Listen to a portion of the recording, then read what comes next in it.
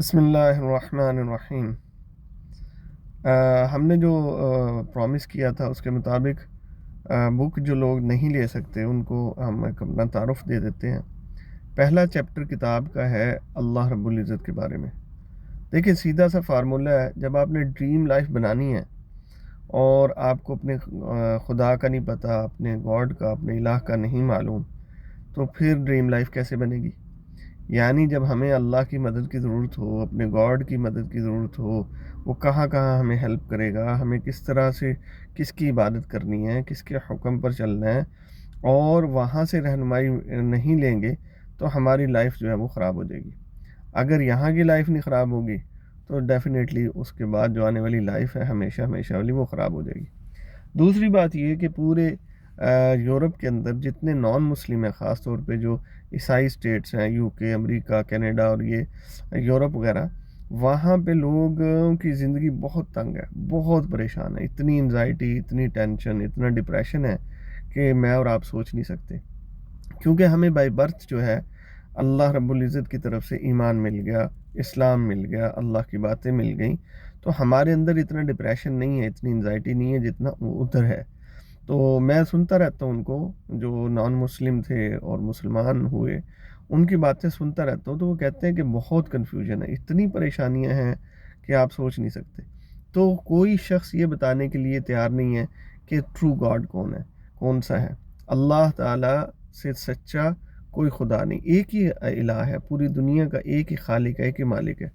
اور اللہ رب العزت کا دعویٰ یہی ہے قرآن کے اندر، اور بک میں ہم نے لکھا ہے، جگہ جگہ پہ لکھا ہے کہ اللہ کا دعویٰ ہے، چیلنج ہے کہ جو کتاب میں نے بھیجی ہے اس میں کوئی ڈاؤٹ نہیں ہے، کوئی شک نہیں ہے، کوئی کمی نہیں ہے، لا ریب فیہ، اس میں کسی قسم کا شک نہیں ہے، کوئی کمی نہیں ہے، کوئی اس کے اندر کوئی جو ہے نا وہ غلطی نہیں ہے۔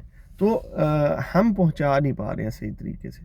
تو اللہ کا تعارف میں بہت سارے لوگوں سے پوچھتا ہوں، ہاں بھئی آپ ایسا کریں، اللہ رب العزت کی وہ صفات بتائیں جو کسی دوسرے خدا میں نہیں ہے۔ بہت سارے لوگوں نے خدا بنائے ہوئے ہیں، کسی نے بتوں کو خدا بنایا ہوا ہے، خود سے کر لیے ہیں، کسی نے خود بناتے ہیں بتوں کو، ان کو خدا بنایا ہوا ہے، کوئی جو ہے وہ تین خداؤں پہ یقین رکھتا ہے کہ تین مل کے ایک بنتے ہیں، ایک مل کے جو ہے وہ پھر نظام چلتا ہے، تو کنفیوژن ہے۔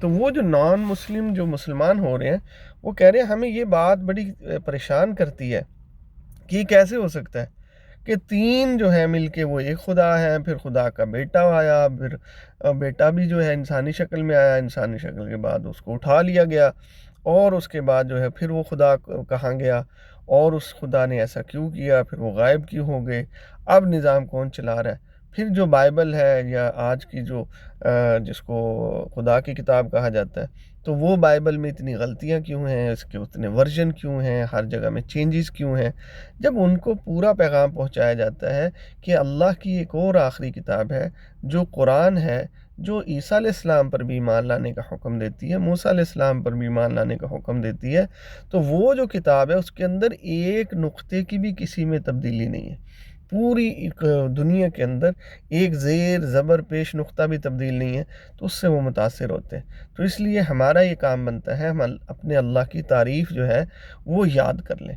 سب سے زیادہ جو ہے وہ اللہ تعالیٰ کے نام ہے، وہ اللہ کی صفات ہیں، اس کو اچھے سے یاد کریں۔ عزت دینے والا کون؟ اللہ۔ ذلیل کرنے والا کون؟ اللہ۔ حکومتیں کون تبدیل کرتا ہے؟ اللہ تعالیٰ۔ حکومتیں چھینتا کون ہے؟ اللہ تعالیٰ۔ تمہیں مجھے بولنے کے لیے زبان اور جو ہونٹ بنائے ہیں کس نے؟ اللہ فرماتا ہے میں نے بنائے ہیں۔ دیکھنے کے لیے آنکھیں اللہ تعالیٰ نے دی ہیں۔